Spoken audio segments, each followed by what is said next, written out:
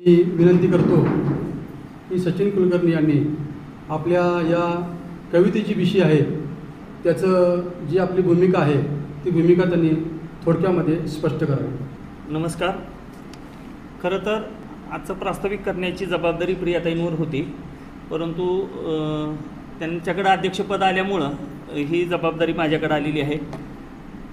Sir, साधारण 1-2 महिन्यापूर्वी गप्पा मारत असताना पंढरपुरातील साहित्यिक चळवळ ही थोडीशी मंदावली आहे की काय, असं आमचे रवी सर आणि आम्ही बाकी सगळे कवी मित्र साहित्यिक मित्र गप्पा मारत असताना काहीतरी असं करूया जेणेकरून सगळ्या साहित्यिकांना संधी पण मिळेल, मानसन्मान पण मिळेल आणि आपलं सादर करायला पण व्यासपीठ मिळेल, असा एखादा प्रोग्राम अरेंज करूया असं एक डोक्यात कल्पना आली। आणि मग रवी सरांनी सुचवलं की आपण BC चालू करूया कवितांची, आणि हा संकल्पना डोक्यात आली त्यांच्या आणि लगेच अंमलात आणायची ठरवलं। त्याच्या दुसऱ्याच दिवशी आम्ही एक छोटीशी मीटिंग याच ठिकाणी घेतली, त्याला साहित्यिकांचा खूप चांगला प्रतिसाद मिळाला आणि BCची संकल्पना पण सगळ्यांना आवडली। आणि त्यामुळं 2 महिन्यापूर्वी आपण कवितेची BC हा उपक्रम सुरू केला। त्यामध्ये सगळ्यात महत्त्वाचा मुद्दा असा आहे की अध्यक्षीय निवड असेल, प्रमुख पाहुणे असतील, मार्गदर्शक असतील, यांची निवडसुद्धा आम्ही चिठ्ठीच्या BCच्या पद्धतीनंच करतो, ज्यामुळे काय होतं की उपस्थित सगळ्यांना संधी मिळते, मंचावर बसायची संधी मिळते आणि खुर्च्या उचलण्यापासून, जसं रवी सरांनी सांगितलं तसं खुर्च्या उचलण्यापासून खुर्चीत बसण्यापर्यंतची सगळी कामं सगळ्यांनी करायची आहेत। आणि त्यामुळं इथे कुणी मोठा नाही, कुणी छोटा नाही, कुणी प्रस्थापित नाही, कुणी नवोदित नाही, सगळे एका ओळीत आणायचं काम या साहित्यिक BCनं केलं। पहिली BC जेव्हा 2 महिन्यापूर्वी झाली डॉक्टर साहेब, त्याला माध्यमांनी इतका चांगला प्रतिसाद दिला की अगदी नागपूर, चंद्रपूर, पुणे, मुंबई, कोल्हापूरसारख्या ठिकाणाहून आम्हाला फोन आले आणि नेमका हा साहित्याची BC किंवा कवितेची BC हा नेमका काय प्रकार आहे अशी विचारणा झाली। जेव्हा आम्ही त्यांना सांगितलं की अशी अशी संकल्पना आहे, खूप कौतुक केलं आणि साहित्य BC या संकल्पनेला महाराष्ट्राच्या साहित्यिकांनी अतिशय उत्तम प्रतिसाद दिलेला आहे। नवे तर प्रत्येक गावोगावी आता हे साहित्य BC चालू होत आहेत। त्यामुळं हे आपण छोटंसं हे जे बीज युवरेचे रोपं लावले दारी त्याचा वेलू गेलं गगनावरी जसं म्हणतात, त्याप्रमाणे ह्या साहित्य BCचा प्रसार आता महाराष्ट्रभर होतोय आणि याची सुरुवात आपल्यापासून झाली। हे खरं तर आपल्यासाठी भाग्याची गोष्ट आहे की मातृदिनाच्या औचित्यानं आज आई या विषयावरच्या कविता सगळ्यांनी सादर करायची अशी संकल्पना मांडलेली आहे आणि त्याला मातृभक्त डॉक्टर टकले साहेब आपल्यासोबत आहेत, हे पण आपल्यासाठी मोठी गोष्ट आहे। त्यामुळं हा जो उपक्रम आहे तो असाच अखंड चालत राहील याची शाश्वती वाटते आणि मिळणारा प्रतिसाद बघून याबद्दल कुठली शंका मनात येत नाही। धन्यवाद। आमचे मार्गदर्शक मुरलींद्र शेटे यांनी डॉक्टर साहेबांचा सन्मान करण्यासाठी पुढे यावं आणि वाघमारे सर आपण डॉक्टर साहेबांचा सन्मान करण्यासाठी पुढे यावं। पहिली कविता सचिन कुलकर्णी, टाळ्यावाजून स्वागत करा। सचिन कुलकर्णी यांची कविता सादर होण्यापूर्वी सुरेश भट यांची आणि न आरतीला ही कविता मला आवडली, हे तुम्हाला वाचून दाखवतो। आई तुझ्या पुढे मी आहे अजून ताना, शब्दात सोड माझ्या आता हळूच पाना। आई तुझ्या पुढे ही माझी व्यथा कशाला, आई तुझ्यामुळे या जन्मास अर्थ आला। मी पाय धुळ घेतो जेव्हा तुझी जराशी, माझी ललाट रेषा बनते प्रयाग काशी। आई तुझी अशी मी गाईन रोज गाणी, माझी तुझ्या दुधाने गेली भिजून वाणी, माझी तुझ्या दुधाने गेली भिजून। सचिन कुलकर्णी। मी सचिन कुलकर्णी कविता सादर करतोय। आठवण। चिमणी चोचीमध्ये चारा जेव्हा पिलाच्या घालते, चिमणी चोचीमध्ये चारा जेव्हा पिलाच्या घालते, माझ्या डोळा येत पाणी, माझ्या डोळा येत पाणी सय आईची रे येते।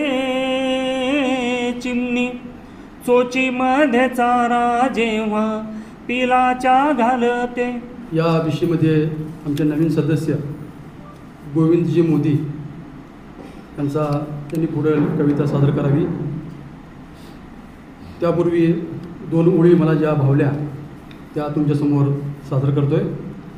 कवी आहेत अशोक बुरबुरे. कशी माय माही काशी, माया माय पुढं थिटे समदे देऊळ राऊळ, माया माय पुढे थिटे समदे देऊळ राऊळ, तिच्या पायाच्या चिऱ्यात माय अजिंठा वेरूळ, तिच्या पायाच्या चिऱ्यात माय अजिंठा वेरूळ. मी विनंती करतो आहे श्री गोविंद मोदी यांना. तर कवितेचं शीर्षक आहे आईचं मागणं. प्रत्येकाला असं वाटते, प्रत्येक आईला वाटत असते की आपल्या मुलांनी खूप पुढं जावं, पण आज आई एक वेगळंच मागणं मागते आहे. आई देवाकडे म्हणून काय म्हणते, देवाकडे हात करून की देवा माझ्या लेकराला थोडं कमी बिझी कर, देवा माझ्या लेकराला थोडं कमी बिझी कर. दिवसभर माझं लेकरू काम करत असतो, दिवसभर माझं लेकरू काम करत असतो, 2 घास खायला सुद्धा त्याला वेळ नसतो. दिवसभर माझा लेकरू काम करत असतो, 2 घास खायला सुद्धा त्याला वेळ नसतो. मुरलींद्र शेटे व्यासपीठावर येईपर्यंत लोककवी प्रशांत मोरे यांची एक रचना, त्यापैकी एक मला भावलेल्या 2 ओळी. कवितेचं शीर्षक आहे जिजाऊ. माय तान्या लेकराला सत्य सांगे जिजाबाई, माय तान्या लेकराला सत्य सांगे जिजाबाई, तेव्हा शिवबा नावाची जन्मा आली हो नवलाई, तेव्हा शिवबा नावाची जन्मा आली हो नवलाई. मुरलींद्र शेटे. आई अशी असते कवितेचं नाव. संस्काराची शाळा, पायातला वाळा आई असते. चिव कऊचा घास भरवत लावलेला लळा आई असते. पुढील कवी आहेत गजानन गायकवाड. गजानन गायकवाड. त्यापूर्वी म भा चव्हाण यांची एक कविता आहे आई सुखाचे आगर. त्यातल्या मला भावलेल्या ज्या ओळी आहेत, ज्याला आई नाही त्याने पूजा मातीची करावी, ज्याला आई नाही त्याने पूजा मातीची करावी, माऊलीची पायधूळ रोज कपाळी लावावी, माऊलीची पायधूळ रोज कपाळी लावावी. गजानन गायकवाड. नमस्ते, मी प्राध्यापक गजानन गायकवाड आणि माझी आज आईवरची कविता सादर करतो आहे. कवितेचं नाव आहे खरंच तू खास आहे. इतरांपेक्षा खरंच तू खूप खूप खास आहे. इतरांपेक्षा खरंच तू खूप खूप खास आहे. मनात तुझ्या घालमेल आतून तू उदास आहे. तरी गुलाबी गालावर हास्याचा आभास आहे. इतरांपेक्षा खरंच तू खूप खूप खास आहे. सुनील कोरे हे आपल्या बीसीमध्ये नवीन सदस्य आहेत. कवी विठ्ठल उमप यांची एक कविता आहे माय. त्यामधल्या मला ज्या ओळी भावल्या त्या तुम्हालाही ऐकवतो. कृष्णा बी गढूळ, गंगा नदी बी गढूळ, कृष्णा बी गढूळ, गंगा नदी बी गढूळ, मायेच्या चरणाचं तीर्थलय निर्मळ, मायेच्या चरणाचं तीर्थलय निर्मळ. सुनील कोरे. कवितेचं नाव आहे माय माझी. माय माझी काय सांगू तिची महती, माय माझी काय सांगू तिची महती, सोसुनी प्रचंड हाल सांभाळले आम्हास, सोसुनी प्रचंड हाल सांभाळले आम्हास, चंद्रभागेच्या वळवंटी घेऊन डोईवरी नारळाची पाटी, चंद्रभागेच्या वाळवंटी घेऊन डोईवरी नारळाची पाटी. पुढील कवयित्री आहेत रोहिणी सोले. त्यापूर्वी संतोष नारायणकर यांच्या कवितेमधील जो समारोप आहे तो खूप भावनिक असा आहे.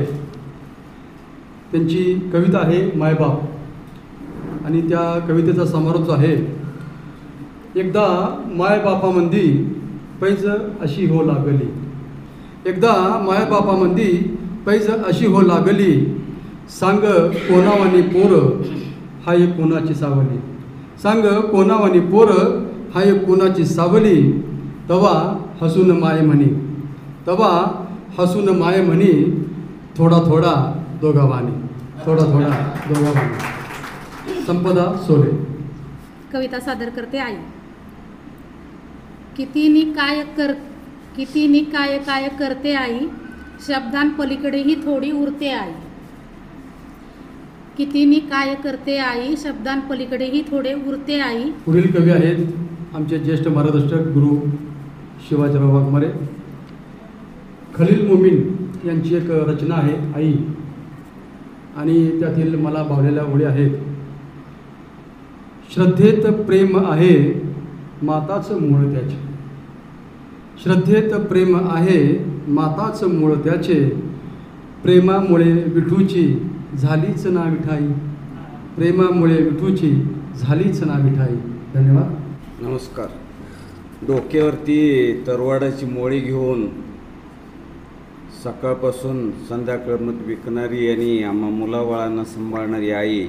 आई ह्या दोन अक्षरातच सर्व काही आहे. आ म्हणजे आत्मा आणि ई म्हणजे ईश्वर. देव प्रत्येकाच्या घरी जाऊ शकत नाही, म्हणून त्याने निर्माण केली आई.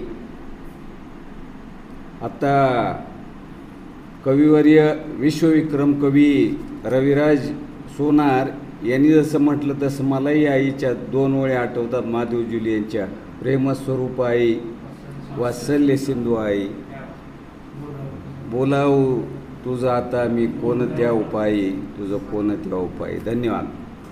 चिठ्ठी माझीच काढली गुरुवार यांनी. माझ्या कवितेपूर्वी माझीच एक चारोळी. कवितेचं शीर्षक आहे ममतेची पेढी. सगळ्याच आयांसारखी ती माय माझीही वेडी, सगळ्याच आयांसारखी ती माय माझीही वेडी, बिनव्याजी ममतेसारखी, बिनव्याजी ममतेसारखी अनंत सुखाची होती पेढी, बिनव्याजी ममतेसारखी अनंत सुखाची होती पेढी, अनंत सुखाची होती पेढी. आता कविता सादर करतोय. कवितेचं शीर्षक आहे आईच्या हातचा खरडा. प्रथमतः मला एक विनंती करायची, खरडा शब्द कोणाकोणाला माहिती? खरडा म्हणजे मग कविता सगळ्यांना कळून जाईल, हे महत्त्वाचं. अलीकडे खरडा माहीत नाही या. धन्यवाद सर्वांचं. आईच्या हातचा खरडा. धूर ओकणाऱ्या चुलीसमोर बसून लोखंडी तव्यावर पळीभर तेलात आई मिरच्यांचा जळफळाट करायची. धूर ओकणाऱ्या चुलीसमोर बसून लोखंडी तव्यावर पळीभर तेलात आई मिरच्यांचा जळफळाट करायची. आमचे संगणक क्षेत्रातील गुरु राजेंद्र झुंबर भोसले. राजेंद्र भोसले यांच्या कवितेपूर्वी अनिल दीक्षित यांची आई ही कविता आहे. त्या कवितेमधील मला भावलेल्या ओळी. आई खळाळता जरा, आई समुद्राची लाट, आई खळाळता जरा, आई समुद्राची लाट, सारे विश्व जोडणारी आई सुंदरशी वाट, सारे विश्व जोडणारी आई सुंदरशी वाट. राजेंद्र भोसले. कवितेचं शीर्षक आहे घटस्फोट. लेकीच्या संसारात आईची लुडबुड काय कामाची, लेकीच्या संसारात आईची लुडबुड काय कामाची. आमच्या मंडळातील सर्वात बाल कवयित्री टाळ्या वाजवून स्वागत करूया.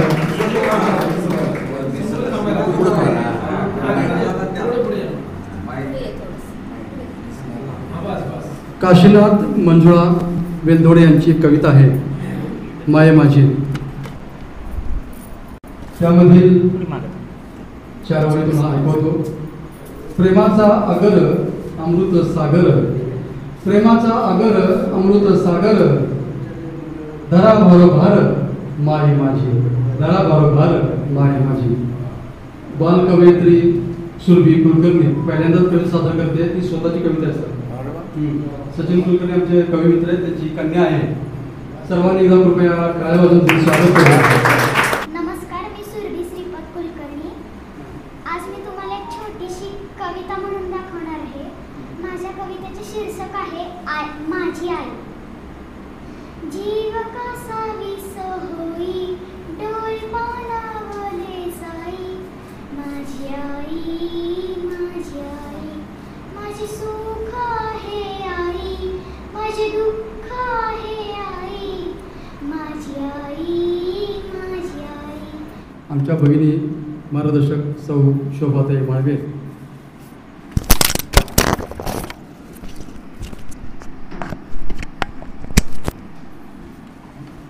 शोभाताई माळवे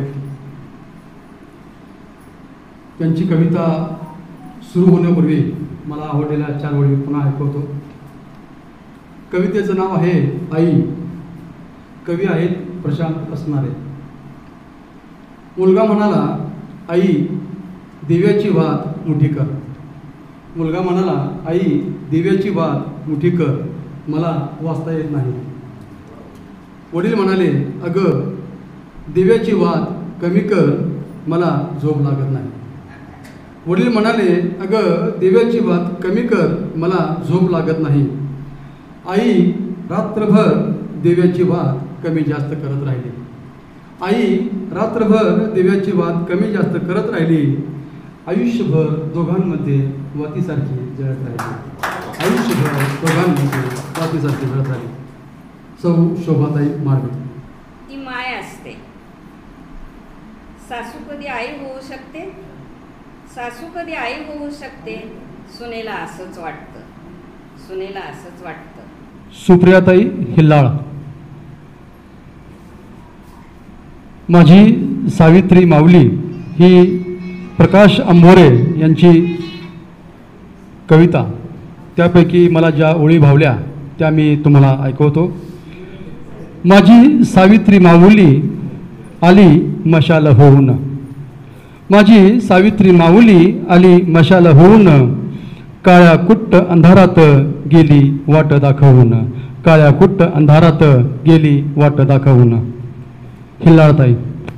मी सौ सुप्रिया सोमनाथ हिल्लाळ आज पहिल्यांदाच या मंचावरती इथं कविता सादर करत आहे. माझ्या कवितेचं शीर्षक आहे कोणाकोणाची मी आई. कोणाकोणाची मी आई मला मुळीच सांगता येणार नाही. कोणाकोणाची मी आई मला मुळीच सांगता येणार नाही. पुढील कवी आहेत रामलिंग हगवणे. आईचा विषय म्हणताना हुंदका येणं स्वाभाविक आहे आणि आता आपण पाहिलं की कवयित्रींना हुंदका आला होता.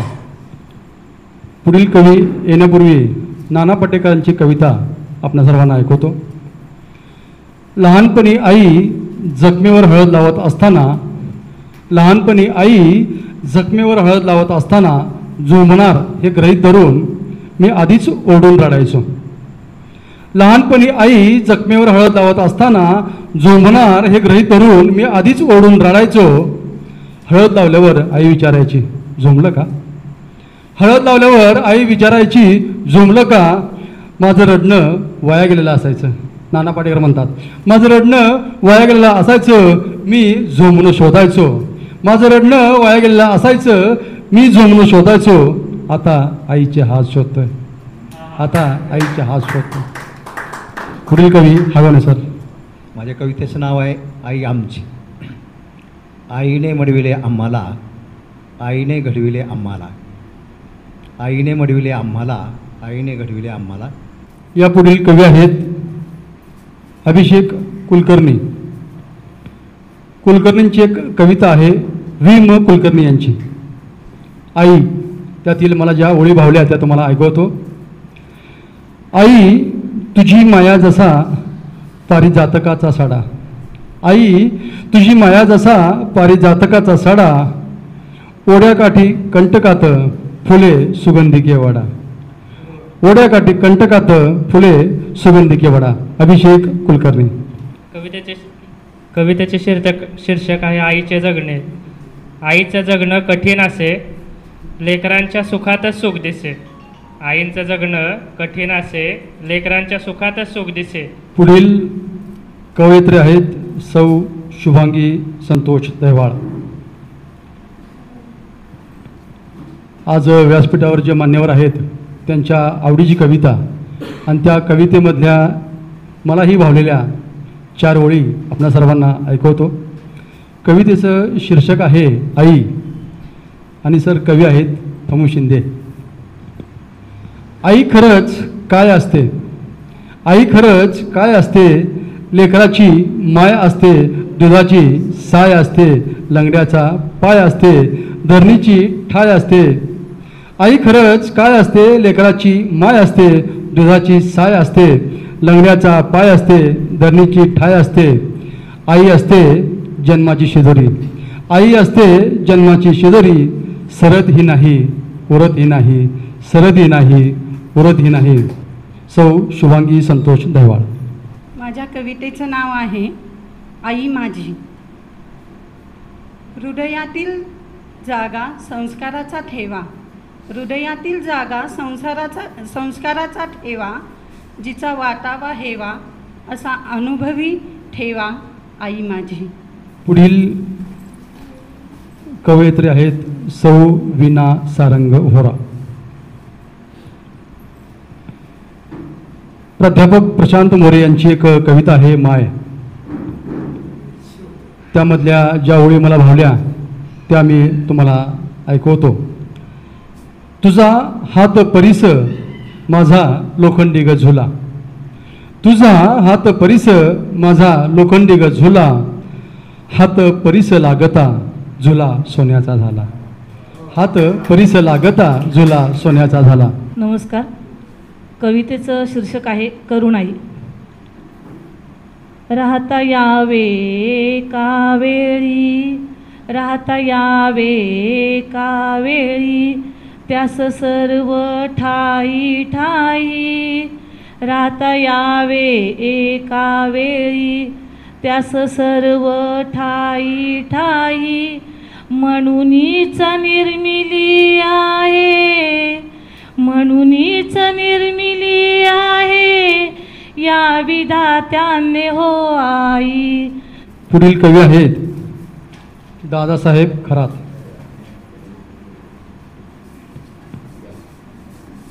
आईची आठवण ही माधव जुलेन यांची कविता.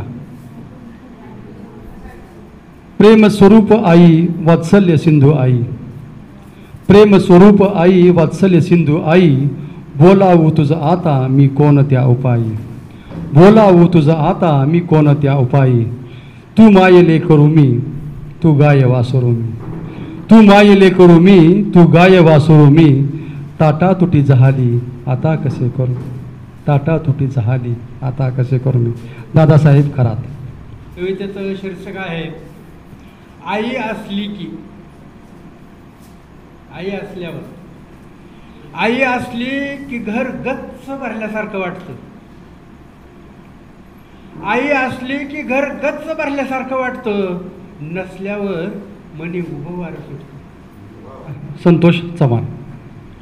रुपाली अवसरे यांची एक कविता आहे मागणे. अंधारल्या मना आई तुझ्या दर्शनाची आस, तुझ्या सावळ्या रूपात मला ईश्वराचा भास, तुझ्या सावळ्या रूपात मला ईश्वराचा भास. संतोष चव्हाण.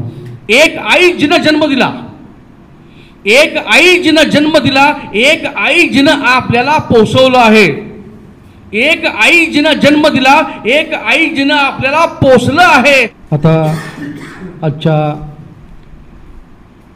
कवितेची मासिक बिशी वात्सल्य स्नेहाची अमृतधार आई या बिशीमध्ये आपले आज अध्यक्ष जे आहेत त्या गझलकार आहेत. डॉक्टर इक्बाल शेख मिने यांची एक गझल आहे, त्या गझलमधील 2 ओळी ऐकवतो.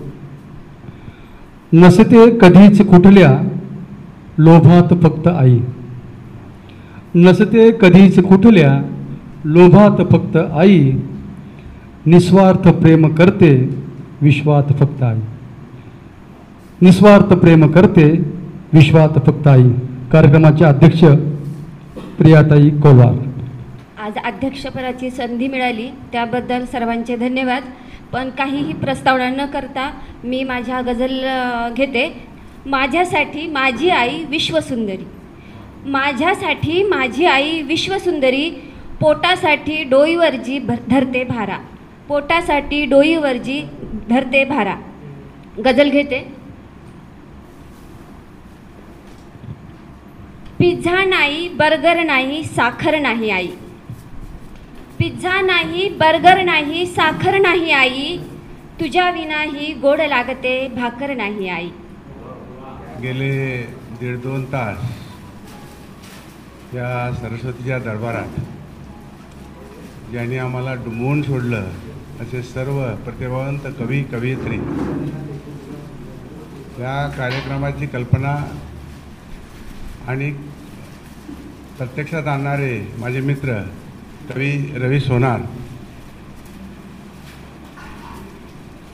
खरं म्हणजे या साहित्याच्या दरबारात मी एक वैद्यकीय व्यवसायातला मनुष्य फारसं काही बोलू शकणार नाही, परंतु तुमच्या या कवितेने, आईवरच्या कवितेने मला मंत्रमुग्ध केलेला आहे आणि अतिशय आनंद दिलेला आहे. मी व्यवसायामध्ये गुंतत असताना माझा आनंदाचा भाग म्हणजे साहित्य, त्यात कविता आणि लेखन आणि वाचन. माझ्या घरी एक लायब्ररी मी केलेली आहे. सोनार सरांनी त्या लायब्ररीमध्ये सुद्धा माझी मुलाखत घेतलेली आहे. पण मी नेहमी पु ल देशपांडेंचा एक त्यांचा जो संदेश आहे नेहमी बोलण्यात येतो त्यांच्या, तो पाळत आलो. ते म्हणायचे व्यवसाय, उत्पन्न, तुमचं शिक्षण, नोकरी हे तुम्हाला कसं जगायचं हे शिकवतं, पण एखादा छंद, साहित्य, कविता, एखादे गायन हा जो छंद आहे तो तुम्हाला का जगायचं आणि समाधानानं कसं जगायचं हे शिकवतं. आणि तेच आम्ही माझ्या जीवनामध्ये पाळत आलो.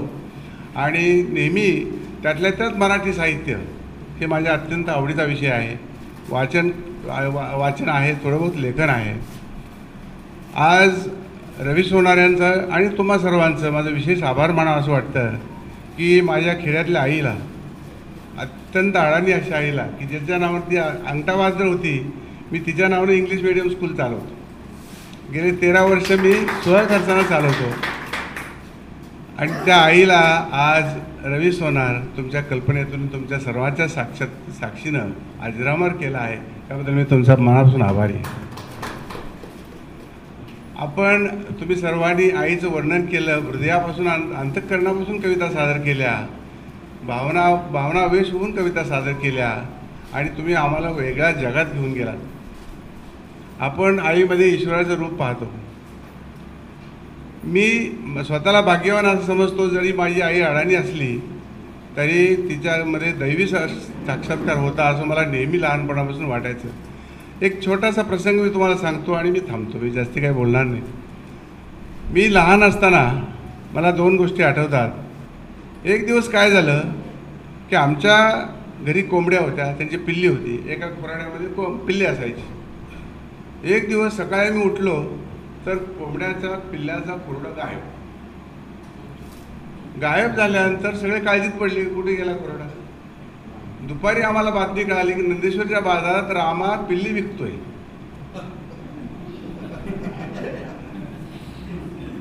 रामा त्या दिवसापासून 8 दिवस आमच्या घरी आला नाही. 9व्या दिवशी पुन्हा हजर. आईनं 2 शिव्या दिल्या. मुर्द्या, चोऱ्या करायला लाज वाटते का? खाली मांडलं, चुकलं. आई, मला भूक लागली. आईनं लगेच जेवण. हे कुठल्या शास्त्रात बसलं मला कधी कळलं नाही. हा चोर केला. आज आपण काय केलं असतं, त्याला बडवलं असतं, पोलिसाच्या ताब्यात दिलं असतं. तिनं त्याला जीव घातलं. परत असं करू नको एवढंच सांगितलं. अजून एक आमचा शेजारी होता दाजी. आमचे पाऊलवाटेवर वस्ती आहे आणि पलीकडल्या बाजूला दाजी राहिला. दाजीला सवय अशी होती बुरट्या चोऱ्या करायच्या. जाता जाता तांब्या उचल, धोत्रात घाल, घेऊन जा. खुरपू उचल, धोत्रात घाल, घेऊन जा. आणि सगळ्यांना माहिती की दाजीच बुरट्या चोऱ्या करतो. आणि दाजी दिवसभर घरी येऊन बसायचा. आई वडिलांवर गप्पा मारत बसायचा. एक दिवस काय झालं मला अक्षरशः आठवतं. मी 3रीत असेल, रात्रीची वेळ होती. आमच्या वस्तीच्या पाठीमागं कडव्याची ढेप पडली. त्या ढेपणीमधून आवाज यायला लागला. आवाज आल्यानंतर जो संवाद झाला तो तुम्हाला सर्वांना सांगतो. वडील पहिल्यांदा उठले, बरोबर आई उठली आणि मी जागलं. पण मी बाहेर आलो नाही. वडील म्हणाले, कोण, दाजी आहे का रे? डायरेक्ट आवाज आला कडव्याचा. वडील म्हणाले, कोण, दाजी आहे का? होय दादा, मी दाजी. अरे किती पेने काढल्यात? 5 पेंड्या काढल्या.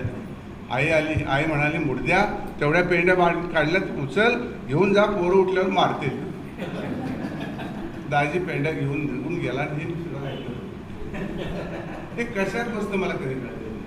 या पुण्यवान आईवडिलाच्या पोटी आमचा जन्म झाला म्हणून आम्हाला कृतकृत्य वाटतं. आणि आज तुम्ही आईच्या नावाचा जो जागर केला, खरंच त्याला तोड नाही, मोल नाही. आणि तुम्ही मला ह्या कार्यक्रमात बोलवलं, माझा सन्मान केला. हा माझा एकटाच सन्मान नसून आपला सर्वांचा सन्मान आहे. माझ्या मातेचा सन्मान नसून सर्वांच्या मातेचा सन्मान आहे असं मी मानतो. आणि मला मान दिला त्याबद्दल मी परत सर्वांचे आभार मानतो आणि माझे दोन्ही शब्द संपवतो. धन्यवाद.